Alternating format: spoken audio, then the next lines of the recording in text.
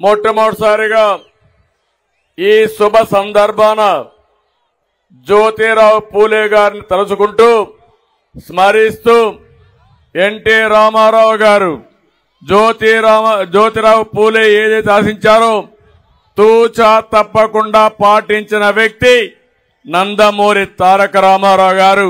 అలాంటి నాయకుని కూడా స్మరించుకుంటూ ఈ కార్యక్రమానికి శ్రీకారం చుడుతున్నాను. ఇదొక హిస్టారికల్ డే. చరిత్రలో, తెలుగు జాతి చరిత్రలో చిరస్థాయిగా లిఖించదగ్గ రోజు. తెలుగుదేశం, జనసేన బడుగు బలహీన వర్గాలకు, ప్రత్యేకంగా వెనుకబడిన వర్గాలకు అండగా ఉంటామని సమిష్టిగా ఈరోజు ఒక డిక్లరేషన్ మీ ముందర పెడుతున్నాం. అందుకే అడుగుతున్నా, మిమ్మల్ని అందరినీ గట్టిగా చెప్పాలి, జై హో బీసీ, జై హో బీసీ, జై హో బీసీ. ఇది మనందరి నినాదం కావాలి, మనందరి విధానం కావాలి.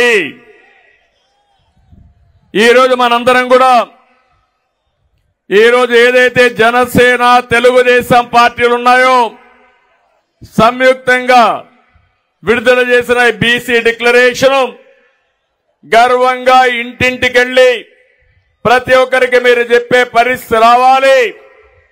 ఈరోజు ఆషామాషిగా ఇది రిలీజ్ చేయలేదు.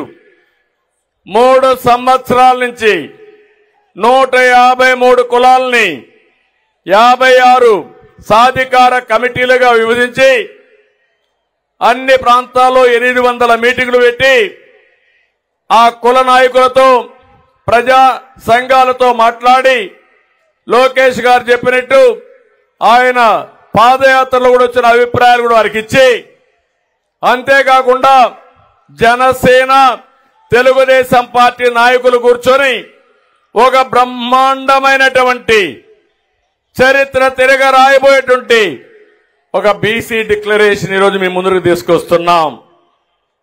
మీ జీవితాల్లో ఒక వెలుగు వచ్చేట్టుగా ఈరోజు మనం ముందుకు పోతున్నాం. నేను ఒకే విషయం చెప్తున్నాను. ఈరోజు పవన్ కళ్యాణ్ గారు కలిసి వచ్చారు, ఇద్దరం కలిసి పనిచేస్తున్నాం. 40 సంవత్సరాలుగా బీసీలకు అండగా ఉన్న పార్టీ తెలుగుదేశం పార్టీ. మిమ్మల్ని ఆదరించిన పార్టీ తెలుగుదేశం పార్టీ. ఒక్క మాటలో చెప్పాలంటే మీ డిఎన్ఏలోనే తెలుగుదేశం ఉందని చెప్పి కూడా నేను మీకు తెలియజేస్తున్నా. అందుకే మీ రుణం తీర్చుకోవాలి. ఈరోజు ఈ సమావేశంలో మీ రుణం తీర్చుకోవడానికి 10 సూత్రాలతో బీసీ డిక్లరేషన్ తీసుకొని మీ దగ్గరికి వచ్చాం. మన ప్రభుత్వం వస్తానే, ప్రజా ప్రభుత్వం వచ్చిన వెంటనే తెలుగుదేశం, జనసేన ప్రతి ఒక్కరు ఎవరైతే ఉన్నారో బీసీలకి 50 సంవత్సరాలకే పింఛన్ ఇచ్చే విధానానికి శ్రీకారం చుడుతున్నాం.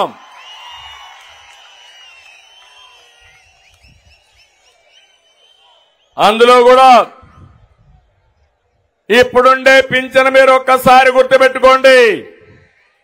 పింఛన్ ప్రారంభించింది ఎన్టీ రామారావు గారు 35 రూపాయలతో ప్రారంభించారు. దాన్ని 70 రూపాయలు నేనే చేశాను. తర్వాత వచ్చినప్పుడు 200 ఉంటే 200 నుంచి 2000 రూపాయలు చేసిన పార్టీ తెలుగుదేశం పార్టీ.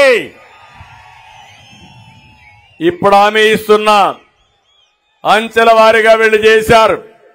అదే తెలుగుదేశం ఉంటే మొట్టమొదటిసారిగానే వచ్చేది 2019లో. రేపు రాబోయే రోజుల్లో ఈ 3000 పింఛన్ని 4000 రూపాయలు ఇచ్చే బాధ్యత తెలుగుదేశం, జనసేన తీసుకుంటాం.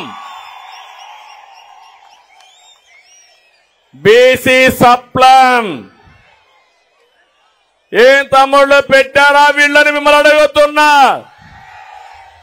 15,000 కోట్లు సంవత్సరానికి చెప్పారా లేదా అని అడుగుతున్నా మిమ్మల్ని. 15 రూపాయలు పెట్టారని అడుగుతున్నా మిమ్మల్ని. కానీ ఈరోజు మేము ఒకటి ఆలోచిస్తున్నాం, సంక్షేమ కార్యక్రమాలు ఇస్తూనే సంపద సృష్టించే మార్గం మీకు చూపించాలనే ఉద్దేశంతోనే సబ్ ప్లాన్ ద్వారా 1,50,000 కోట్లు 5 సంవత్సరాల్లో పెట్టే బాధ్యత మాది. సంవత్సరానికి 30,000 కోట్లు చొప్పున 5 ఏళ్లలో 1,50,000 కోట్లు పెడతామని చెప్పి కూడా మీకు తెలియజేస్తున్నా. ఇంకో పక్కన మీరు ఒకసారి దొంగ లెక్కలు చూపించి ఎక్కడ కూడా నిధులు దొడ్డిదారికి మళ్లించి బీసీలకు అన్యాయం చేసిన పార్టీ వైఎస్ఆర్ కాంగ్రెస్ పార్టీ. స్థానిక సంస్థల్లో రిజర్వేషన్లు ఉండాలి. 25% ఉంటే కాదు 34% ఉండాలని ఆ రోజు తెలుగుదేశం పార్టీ ఆధ్వర్యంలోనే రిజర్వేషన్లు పెంచాం. జగన్మోహన్ రెడ్డి వచ్చిన తర్వాత 34 నుంచి 25%కు తగ్గించాడు. దగ్గర 16,800 మంది పదవులు కోల్పోయారు. మీరొక్క విషయం గుర్తుపెట్టుకోవాలి, నాయకత్వం అనేది రాత్రికి రాత్రే రాదు. అనునిత్యం తయారు చేసే తప్ప సాధ్యం కాదు. ఓసారి చాలా మంది వెనుకబడి ఉంటారు. దానికి కారణాలు విశ్లేషిస్తే ఒకటి ఆర్థికంగా వెనుకబడి ఉండడం, రాజకీయంగా వెనుకబడడం, సామాజికంగా వెనుకబడడం, ఈ అన్ని కారణాలతో ఎన్ని సంవత్సరాలైనా పేదరికంలో మగ్గే పరిస్థితి వస్తుంది. అలాంటి సందర్భంలో మొట్టమొదటిసారిగా రాజకీయాల్లో వెనుకబడిన వర్గాలకు రిజర్వేషన్లు పెట్టాలని పెట్టి రాజకీయ నాయకులు తయారు చేసిన పార్టీ తెలుగుదేశం పార్టీ అని చెప్పి కూడా నేను మీకు తెలియజేస్తున్నా. దీని తర్వాత సమర్థవంతమైన నాయకత్వం వచ్చారు. నేను ఇంకొకడు హామీ ఇస్తున్నా, నిరంతరం పోరాడతాం. చట్టసభల్లో 33% వెనుకబడిన వర్గాలకు రిజర్వేషన్లు పెట్టే వరకు, అసెంబ్లీలో పార్లమెంట్లో మీ రిజర్వేషన్లు వచ్చే వరకు మీ తరపున మేము పోరాడతామని ఈ ప్రజా డిక్లరేషన్ లో కూడా మీకు అందరికి చెప్తున్నా. ఇది కాకుండా ఇంకో పక్క చూస్తే ఎవరైతే 153 కులాలున్నాయి, అన్ని కులాలకు మేము స్థానాలు ఇవ్వలేకపోవచ్చు. వీలైనంత వరకు అందరినీ అకామిడేట్ చేయడానికి ప్రయత్నం చేస్తాం. అటు జనసేన తెలుగుదేశం కూడా ఒకవేళ గెలవాలి, ఈ రాష్ట్రాన్ని కాపాడుకోవాలి. ఒకవేళ ఎవరికైనా మేము రాజకీయంగా ప్రాముఖ్యత ఇవ్వలేకపోతే, స్థానాన్ని కేటాయించలేకపోతే వాళ్ళందరినీ నామినేటెడ్ పోస్టుల్లో పెట్టే బాధ్యత ఎమ్మెల్సీలుగా, ఎంపీలుగా, కార్పొరేషన్ చైర్మన్లుగా వివిధ రంగాల్లో మిమ్మల్ని ప్రోత్సహించే బాధ్యత మాదని మీ అందరికీ హామీ ఇస్తున్నా.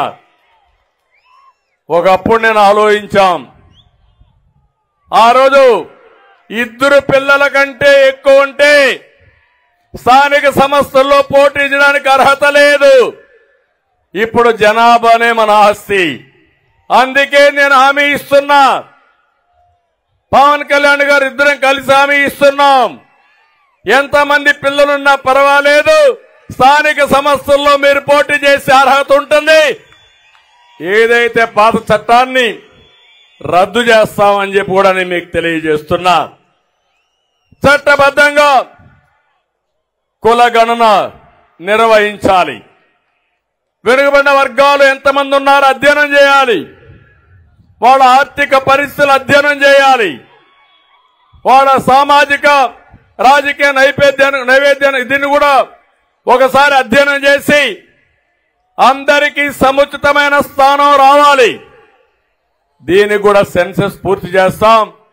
మా ఆలోచన ఒకటి, జనాభా దామాషా ప్రకారం ఆర్థికంగా వెనుకబడి ఉంటే ఎక్కువ ప్రాధాన్యత ఇవ్వడం, అందరినీ సమాజంలో సమానంగా పైకి తీసుకురావడానికి, ఆర్థిక అసమానత తగ్గించడానికి మేము ప్రయత్నం చేస్తామని చెప్పి కూడా నేను మీకు తెలియజేస్తున్నా. ఇంకో పక్కన మనం చూసాం, బీసీల రక్షణ కోసం ఒక ప్రత్యేకమైన చట్టం. ఇది అవసరం. 300 మందిని పొట్టన పెట్టుకున్నారు.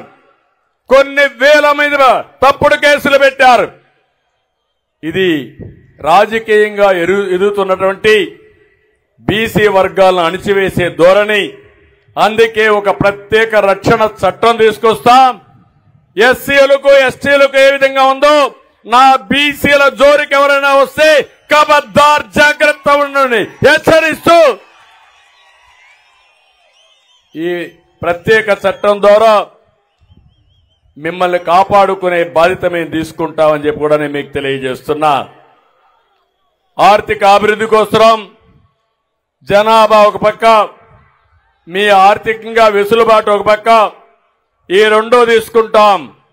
5 ఏళ్లలో కనీసం 10,000 కోట్ల రూపాయలు నిధిని కేటాయించి మీరు పరిశ్రమలు పెట్టాలన్నా, ఆర్థికంగా పైకి రావాలన్నా, ఆధునిక పనిముట్లు కావాలన్నా మీకు ఇచ్చే పరిస్థితి తీసుకొస్తాం. ఇంకో పక్క పారిశ్రామిక ప్రోత్సాహాలు కూడా ఇస్తామని చెప్పి కూడా నేను మీకు తెలియజేస్తున్నా. ఇది కాకుండా విద్యా పథకాలన్నీ కూడా మళ్ళా రివైవ్ చేస్తాం. అన్ని రెసిడెన్షియల్ స్కూల్ని జూనియర్ కాలేజీలుగా అప్గ్రేడ్ చేస్తాం. షరతులు లేకుండా విదేశ విద్య ఎవరైనా పిల్లలు ప్రపంచంలో ఎక్కడ చదువుకోవాలన్నా ఇచ్చే పరిస్థితి మళ్లీ తీసుకొస్తాం. పీజీ విద్యార్థులకు కూడా ఫీజు రీఎంబర్స్మెంట్ పునరుద్ధరిస్తాం. స్టడీ సర్కిల్ గాని విద్యోన్నతి పథకాలు గాని మళ్లీ ప్రారంభిస్తాం. ఇంకో పక్క చంద్రన్న బీమా, ఒకప్పుడు మట్టి ఖర్చులే కాకుండా 5 లక్షల రూపాయలు మీ ఇంటికి డబ్బులు పంపించేవాళ్ళం. మళ్ళా నా బీసీల కోసం 10 లక్షల రూపాయలు ఎవరు చనిపోయినా మీకు ఇచ్చే బాధ్యత తీసుకుంటాం. పెళ్లి కానుకలు మళ్లీ ప్రారంభిస్తాం. ఎవరు పెళ్లి చేసుకున్నా 1,00,000 రూపాయలు ఇచ్చి ఆ పిల్లల పెళ్లిళ్లు ఘనంగా చేసే బాధ్యత తెలుగుదేశం జనసేన తీసుకుంటామని చెప్పి మీకు హామీ ఇస్తున్నా. అదే మరిగా ప్రతి సంవత్సరం కుల ధృవీకరణ, క్యాస్ట్ సర్టిఫికెట్లు తీసుకోవాలి, దానికి లంచాలు ఇవ్వాలి. అలాంటి వ్యవస్థ అంతా కూడా రద్దు చేసి శాశ్వతంగా క్యాస్ట్ సర్టిఫికెట్లు ఇచ్చి ఎక్కడా ఎలాంటి ఇబ్బంది లేని వ్యవస్థకు శ్రీకారం చుడతామని మరొకసారి హామీ ఇస్తున్నాం. ఇది కాకుండా పెండింగ్ లో ఉన్న బీసీ భూములు, భవనాలు, కమ్యూనిటీ హాళ్లు, చాలా మంది బీసీ భవనాలు కట్టుకున్నారు, కమ్యూనిటీ హాల్స్ కట్టారు, మధ్యలో ఆపేశారు. వచ్చిన వెంటనే 1 సంవత్సరంలో ఇవన్నీ పూర్తి చేసే బాధ్యత తెలుగుదేశం జనసేన ప్రభుత్వం తీసుకుంటామని చెప్పి కూడా నేను మీకు తెలియజేస్తున్నా. ఇది 10 సూత్రాలతో వెనుకబడిన వర్గాల కోసం బీసీ డిక్లరేషన్ తీసుకొచ్చాం. మీ దశ దిశ మార్చడానికి ఇది ఒక అవకాశం. 40 ఏళ్లుగా 42 ఏళ్లుగా ఆదరించారు. మీ రుణం తీర్చుకోవడానికి జై హో బీసీ కింద బీసీ డిక్లరేషన్ ఇచ్చామని మరొక్కసారి మీ అందరికీ విజ్ఞప్తి చేస్తున్నా. ఇంకో పక్క మీరందరూ ఒకసారి గుర్తుపెట్టుకుంటే అనేక రకాలైనటువంటి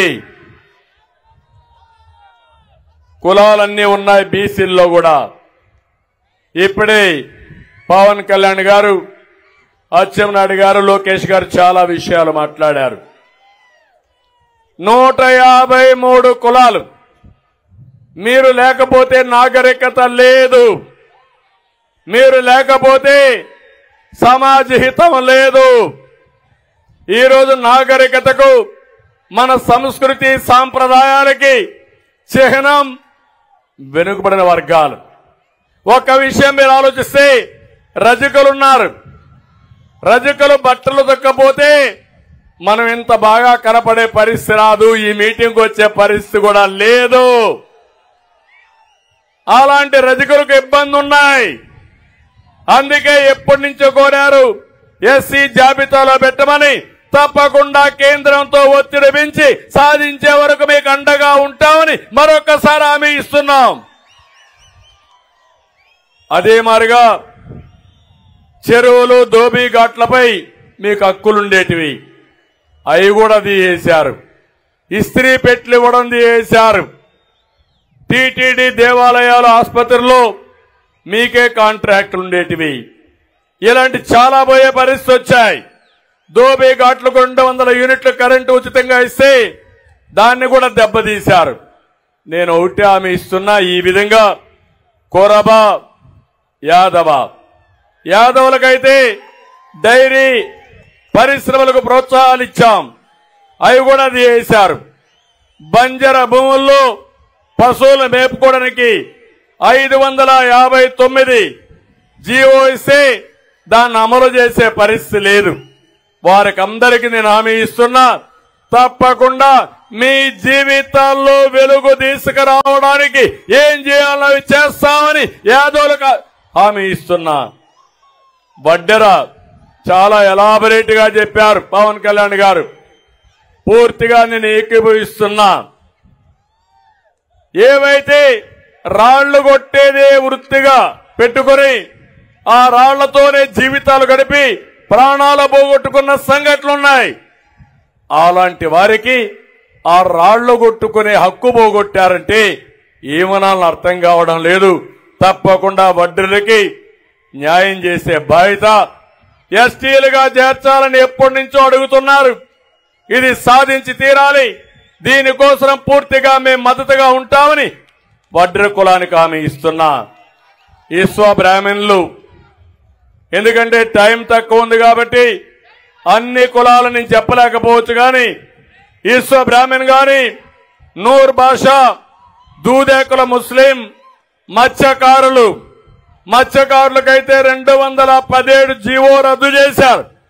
మళ్లీ హామీ ఇస్తున్నాం, 217 జీవోని మళ్ళా తీసుకొచ్చే బాధ్యత తెలుగుదేశం జనసేన తీసుకుంటాం. ఇవే కాకుండా చేనేత, ఈ నియోజకవర్గంలో చేనేత ఎక్కువగా ఉన్నారు, చాలా ఇబ్బందుల్లో ఉన్నారు. వాళ్ళు నేసే వస్త్రాలపైన జీఎస్టీ వేశారు, అనేక విధాలుగా ఇబ్బంది చేశారు. 217 జీవో రద్దు చేస్తాం. పాత జీవో ఉండేది, దాన్ని కావాలని ఇచ్చేశారు. ఇది ముఖ్యంగా మత్స్యకారుల కోసం. ఇంకో పక్క మీరు చూస్తే చేనేత కోసం వాళ్ళు నేసే వస్త్రాలపైన జీఎస్టీ క్యాన్సిల్ చేసి పూర్తిగా ఆదుకునే బాధ్యత తీసుకుంటాం. నాయి బ్రాహ్మణ్ గాని, కుమ్మర, మేదరి, గీత కార్మికులు, వాల్మీకి బోయ, అరటిక, ఎంబీసీ, పాల ఏకిరి, నగరాలు, కృష్ణ బలిజ, పూసల,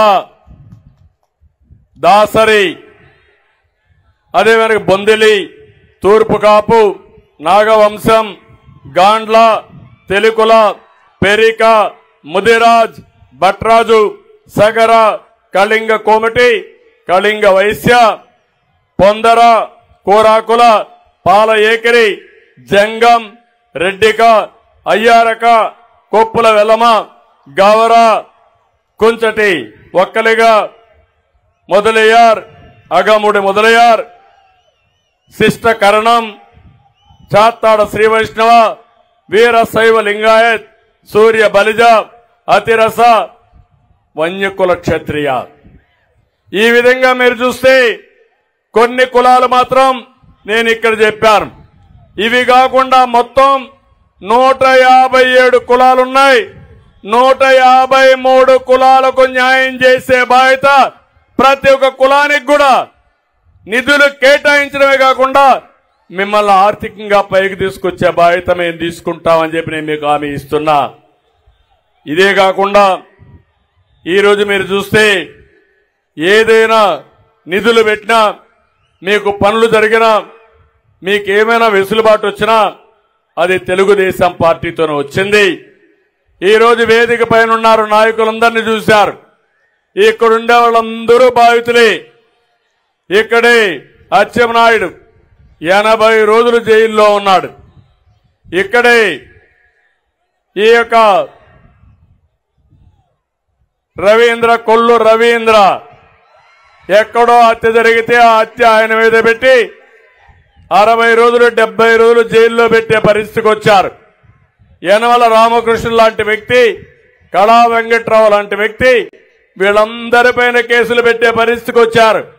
ఒకరిద్దరు కాదు, కేసులు లేకపోతే వాళ్ళు బీసీ నాయకులే కాదు, అందరి మీద కేసులు పెట్టే పరిస్థితికి వచ్చారు. కడాన నేను బాధితుడిని, మా పవన్ కళ్యాణ్ గారు కూడా బాధితులమే. ఇది ఒక దుర్మార్గమైన ప్రభుత్వం. 40 సంవత్సరాలుగా ఎప్పుడూ చూడని ప్రభుత్వం. బీసీ నాయకత్వాన్ని పెంచిన పార్టీ తెలుగుదేశం పార్టీ. బీసీ నాయకత్వం పైన గొడ్డలి వేటు వేసిన పార్టీ వైఎస్ఆర్ కాంగ్రెస్ పార్టీ. నేను అడుగుతున్నా మిమ్మల్ని, ఈరోజు జయరాం గారు ఉన్నారు, మంత్రిగా రాజీనామా చేసి తెలుగుదేశం పార్టీకి వచ్చారు. నేను వారిని అభినందిస్తున్నా. అదే సమయంలో మీరు గుర్తుపెట్టుకోవాలి, ఆయన్ని ఎమ్మెల్యేగా తీసేసి ఎంపీగా పొమ్మన్నారు. కారణం చెప్పమన్నాడు, కారణం చెప్పలేదు. చెప్పకపోతే నీ ఎంపీ నాకు అవసరం లేదని ఎంపీ కూడా వదులుకున్న వ్యక్తి జయరాం గారు. నేను అడుగుతున్నా, ఆయన తప్పులు చేస్తుంటే ఆయన కాదన్నారు, కానీ మీ పెద్దిరెడ్డి కుటుంబ వ్యవస్థ ఉంది, అక్కడ రాష్ట్రాన్ని దోచుకుంటున్నాడు. గనులు, లిక్కరు ఒకటి కాదు, ఏది దొరికితే అది అడ్డంగా దోచుకున్న వ్యక్తిని మార్చే శక్తి మీకుందా అని నేను అడుగుతున్నా. సమాధానం చెప్తారా అని అడుగుతున్నా. ఇంకో పక్క వెనుకబడిన వర్గాల్ని ఊచకోత కోసినటువంటి ఏదైతే పల్నాడులో ఉండే రాజకీయ నాయకులు మార్చే శక్తి మీకుందా అని అడుగుతున్నా. 18 మంది బీసీ నాయకులు చెప్పారు, చంద్రయ్యని చంపుతా ఉంటే చంపే మునుపు జై జగన్ను నిన్ను వదిలిపెడతామంటే నా ప్రాణం పోయినా పర్వాలేదు, జై చంద్రబాబు, జై తెలుగుదేశం అని ప్రాణం వదిలాడు. ఏ విధంగా మర్చిపోగలుగుతానని అడుగుతున్నా మిమ్మల్ని. నేను పాడిపోసా, అది కాదు ఇక్కడ ఇష్యూ. నా కుటుంబ సభ్యుణ్ణి అతి దారుణంగా చంపారు. వెంకట సుబ్బయ్య ప్రొద్దుటూరులో అక్కడుండే ఎమ్మెల్యే అతి దారుణంగా అవినీతి పైన పోరాడుతున్నాడని దారుణంగా చంపేసే పరిస్థితికి వచ్చారు. ఆ ఎమ్మెల్యేకి సీట్ ఇచ్చారా లేదని మిమ్మల్ని అడుగుతున్నా. ఆ అరాచక శక్తిని అడ్డుకునే శక్తి మీకుందా అని అడుగుతున్నా. తిరుపతిలో ఇంకొక ఆయన మీరు చూస్తే పెద్ద ఎత్తున ఎర్ర చందనం వ్యాపారం చేసి ఒక స్మగ్లర్గా ఉన్న వ్యక్తిని ఒంగోలు తీసుకొచ్చారు. అతని భాస్కరన్ వీరప్పన మారిగా ఈయన ఒక భాస్కరన్ గా తయారు అయ్యే పరిస్థితి వచ్చాడు. ఇలాంటి సంఘటనలు చూసినప్పుడు కొల్లలు జరిగాయి, చాలా అన్యాయం జరిగింది. ఈరోజు నేను ఒకటే అడుగుతున్నాను, రాష్ట్రంలో 4 రెడ్లు పెట్టుకుని పెత్తందారీ వ్యవస్థతో రాష్ట్ర రాజకీయాలు చేసే మీరు, వెనుకబడిన వర్గాల్ని పూర్తిగా అణిచివేసే మీరు సామాజిక న్యాయం మాట్లాడుతున్నారు. సామాజిక న్యాయం మాట్లాడే అర్హత ఈ జగన్మోహన్ రెడ్డికి లేదు. సామాజిక న్యాయం కంటే కూడా సామాజిక ద్రోహం చేసిన వ్యక్తి ఈ జగన్మోహన్ రెడ్డి గారని చెప్పి కూడా నేను మీకు తెలియజేస్తున్నా. అందుకే వెనుకబడిన వర్గాల నాయకత్వాన్ని తీసుకొస్తాం. రాజకీయంగా ఇప్పటికే మేము బిల్డప్ చేశాం. ఈ ఉద్యమాన్ని ముందుకు తీసుకుపోతాం. రాబోయే రోజులు అన్ని విధాల వెనుకబడిన వర్గాల్ని ఆర్థికంగా, రాజకీయంగా, సామాజికంగా పైకి తీసుకొచ్చే బాధ్యత తెలుగుదేశం పార్టీ తీసుకుంటామని చెప్పి కూడా నేను మీకు తెలియజేస్తున్నా. జగన్మోహన్ రెడ్డి గారు అనుకుంటున్నాడు బీసీలంటే వీళ్లకు పల్లకీల మోసే బోయిలు అనుకుంటున్నారు. కాదని నిరూపించాల్సిన అవసరం ఉంది. బీసీలు బ్యాక్వర్డ్ క్లాస్ కాదు, బ్యాక్ బోన్ సొసైటీ కానీ నిరూపించుకుంటామని జై హో బీసీ. అందుకనే నేను ఈ సందర్భంగా మిమ్మల్ని అందరినీ కోరుతున్నా, ఇవన్నీ కూడా మనం ప్రజల్లోకి తీసుకుపోవాల్సిన అవసరం ఉంది. ఒక్క విషయం మీరు గుర్తుపెట్టుకోండి, మా కలయిక ఈ సమాజం కోసం కలిసిన కలయిక ఇది. నేను గాని పవన్ కళ్యాణ్ గారు గాని మా కోసరం కాదు, నాకు ముఖ్యమంత్రి పదవి కోసరం కాదు, పవన్ కళ్యాణ్ కో అధికారం కోసరం కాదు, ఆంధ్రప్రదేశ్ రాష్ట్రం యొక్క హితం కోసరం, ఈ రాష్ట్రాన్ని బాగు చేయడం కోసరం, భావితరాల భవిష్యత్తు కోసరం పోరాడే ధర్మ పోరాటం ఇది. ఆ రోజు కూడా 2014లో పవన్ కళ్యాణ్ గారు ఒకటే చెప్పారు, విభజన జరిగింది, ఇబ్బందులు ఉన్నాయి, ఇప్పుడు పోటీ చేస్తే ఓటు కూడా డివైడ్ అవుతుంది, కాబట్టి నేను పోటీ చేయనని బేషరతుగా సమాజం కోసం చెప్పిన వ్యక్తి పవన్ కళ్యాణ్ గారు. అక్కడి నుంచి అనేక సందర్భాల్లో వారు సంఘీభావాన్ని తెలియజేశారు. సమాజ హితం కోసం పోరాడాం. మొట్టమొదటి మీటింగ్ యువగళం, రెండో మీటింగ్ తాడేపల్లిగూడెం, మూడో మీటింగ్ బీసీ గర్జన జై హో బీసీ మంగళగిరి. 3 మీటింగులకి రాష్ట్రం మొత్తం వైసీపీ గిజగిజలాడుతున్నారు. ఓటమి తప్పదు.